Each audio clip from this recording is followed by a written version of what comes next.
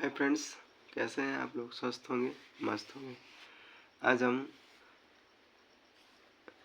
RS Agarwal class 7 का exercise 20 का question number 9 को सॉल्व करेंगे। क्वेश्चन नंबर 9 देखिए।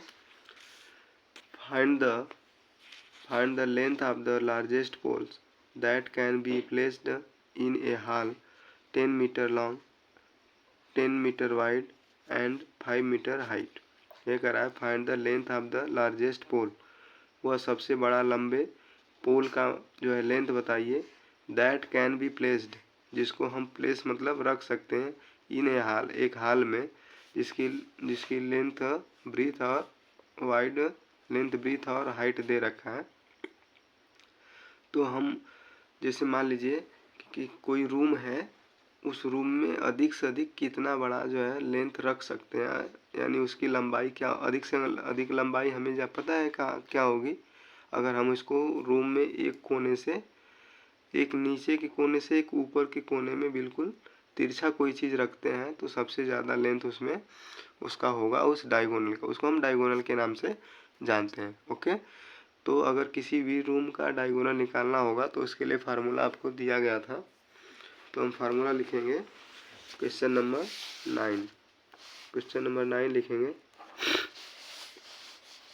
वो फार्मूला क्या था? Length of the diagonal of a room, length of diagonal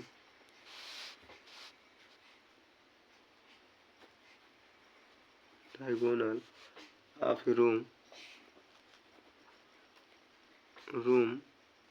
equal to, हम क्या कर सकते हैं, अंडर रूट लेंथ का स्क्वायर ब्रीथ का स्क्वायर प्लस हाइट का स्क्वायर। ये फार्मूला आपको दिया गया था, लेंथ का स्क्वायर, ब्रीथ का स्क्वायर और हाइट का स्क्वायर। ठीक, तो लेंथ हमारा कितना दे रखा है?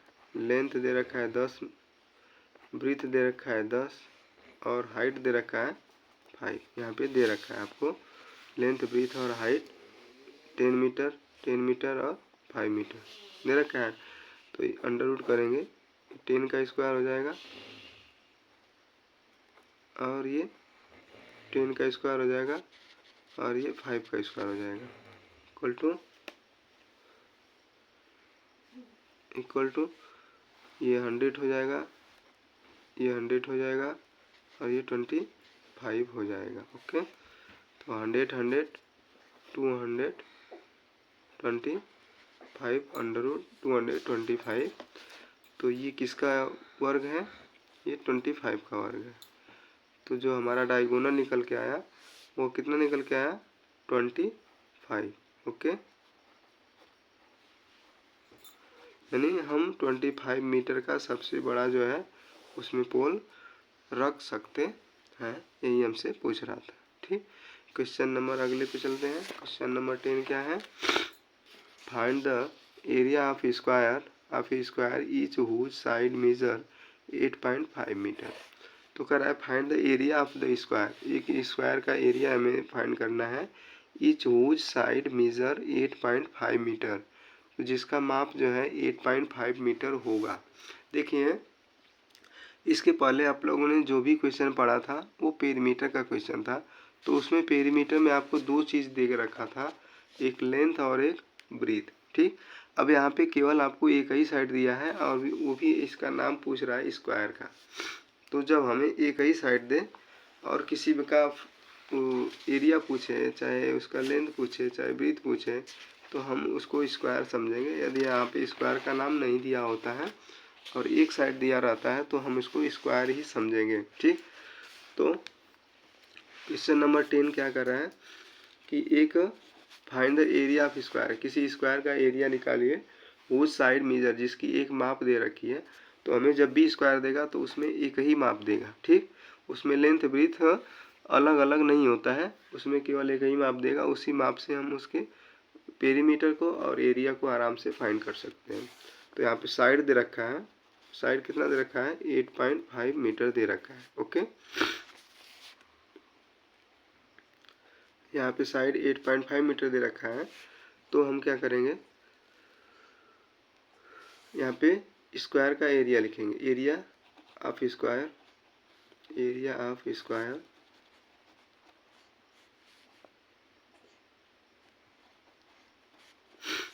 इक्वल टू होता है साइड का स्क्वायर। क्या होता है? साइड का square. Area of square equal to side का स्क्वायर।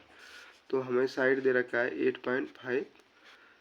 अब स्क्वायर है इसका, तो 2 बार गुणा कर देंगे 8.5। 8.5 इंटू 8.5 दोनों का मल्टीपल करेंगे, कितना आएगा? 8.5 पे 8.5 दोनों का गुणा करेंगे तो 72.25 शायद आता है। इसका स्क्वायर होता है 72.25। ओके, तो यहाँ पे 2 अंक पे दशमलव हम डेसिमल लगा देंगे, तो 72.25 जो है मीटर स्क्वायर इसका क्या निकल के आएगा? एरिया निकल के आएगा उस स्क्वायर का। ठीक, इस तरह से अब अगले क्वेश्चन पे चलते हैं। Question number 11। क्वेश्चन नंबर 11 क्या है?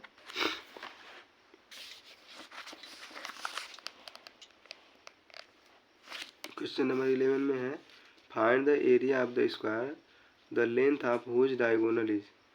अभी हमें किसी स्क्वायर का एरिया निकालना है जिसका डायगोनल हमें दे रखा है। अब इस बार डायगोनल दे रखा है, इस बार हमें साइड नहीं दे रखा है, तो डायगोनल दे रखा है, तो इसका कैसे एरिया हम निकालेंगे? एक डायगोनल 72 सेंटीमीटर दिया है, दूसरा डायगोनल 2.4 मीटर दे रखा है। ठीक, तो चलिए इसका हम फार्मूला पहले नोट करते हैं।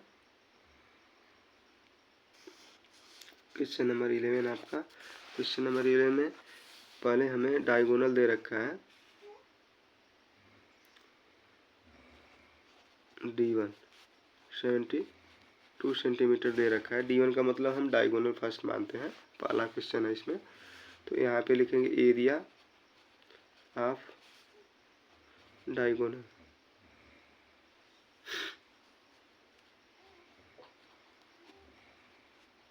Diagonal equal to area of diagonal equal to होता है 1/2 इंटू डायगोनल का स्क्वायर।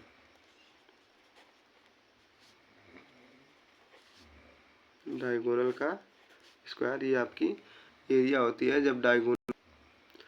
ओके, तो 1/2 इंटू डायगोनल दे रखा है आपका 72 सेंटीमीटर। तो 2 बार स्क्वायर है तो 2 बार हम मल्टीप्लाई करेंगे 72 2 से काट दीजिए, 2 3 जा 6 और 2 6 जा 12। ओके, हम मल्टीप्लाई करेंगे 72 इंटू 36, मल्टीप्लाई कर दीजिए। मल्टीप्लाई करेंगे तो कितना आएगा? 72 36 6 2 जा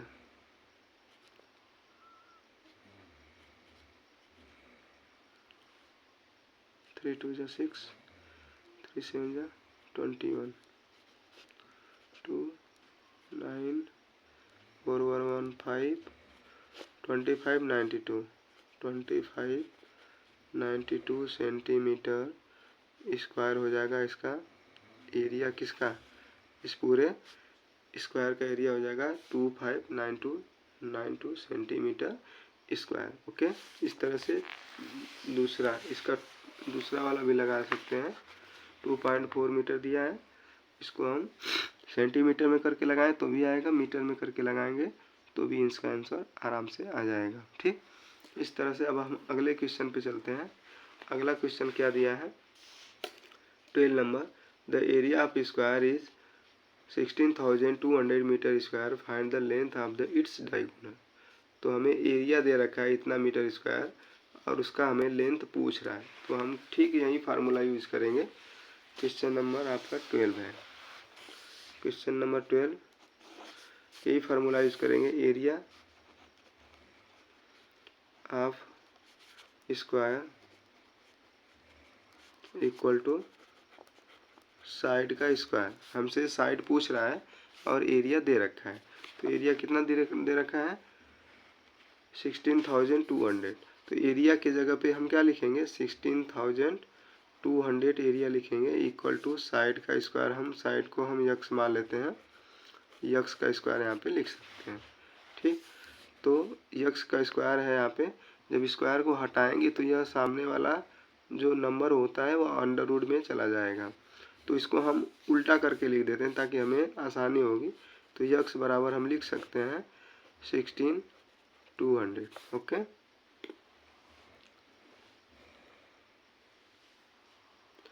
इस तरह से। सॉरी, यहाँ पे हमें डायगोनल पूछ रखा है तो इसलिए ये रॉन्ग हो सकता है।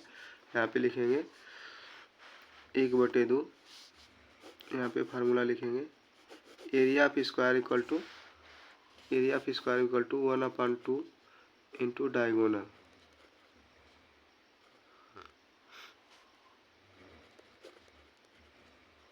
डायगोनल का स्क्वायर लिख सकते हैं। इसको नहीं सॉल्व करेंगे, इस तरह से सॉल्व करिए। यहाँ पे नीचे से देखिए एरिया ऑफ, यहाँ पे लिखा है एरिया ऑफ स्क्वायर, यहाँ पे दे रखा है 16200 इक्वल टू 1/2 इंटू D1, हम इसको नाम दे देते हैं D1 का स्क्वायर, D का स्क्वायर ना, D का स्क्वायर नाम दे देते हैं। अब इसको पक्षांतर करेंगे तो ये इधर चला जाएगा तो इसमें मल्टीप्लाई हो जाएगा, तो 16200 इंटू 2 इक्वल टू D का स्क्वायर। ठीक, अब इसको मल्टीप्लाई करेंगे तो 0 2 2 जा 4, 2 6 जा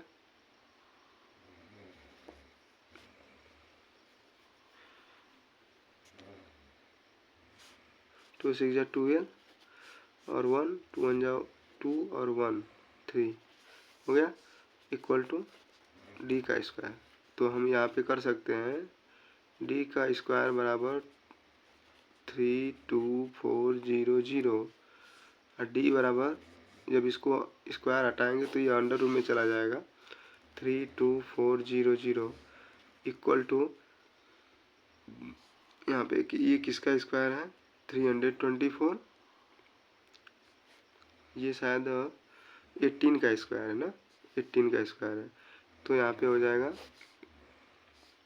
इसको नहीं रखेंगे, D इक्वल टू 18 और यहाँ पे एक 0, यानी 180 जो है क्या आएगा आपका, मीटर में है तो मीटर आएगा, 180 मीटर इसका जो है डायगोनल आ जाएगा।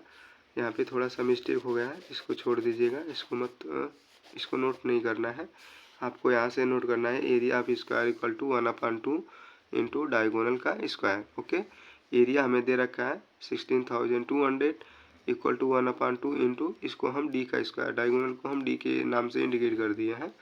तो ये 2 है जो इसके मल्टीपल में आ जाएगा, क्योंकि अब फ्रैक्शन के रूप में इसके बटा में 1 मानेंगे, इसका गुणा इसमें होगा और इसका गुणा इसमें होगा। ठीक, तो इस तरह से आपका D निकल के आया 180 मीटर।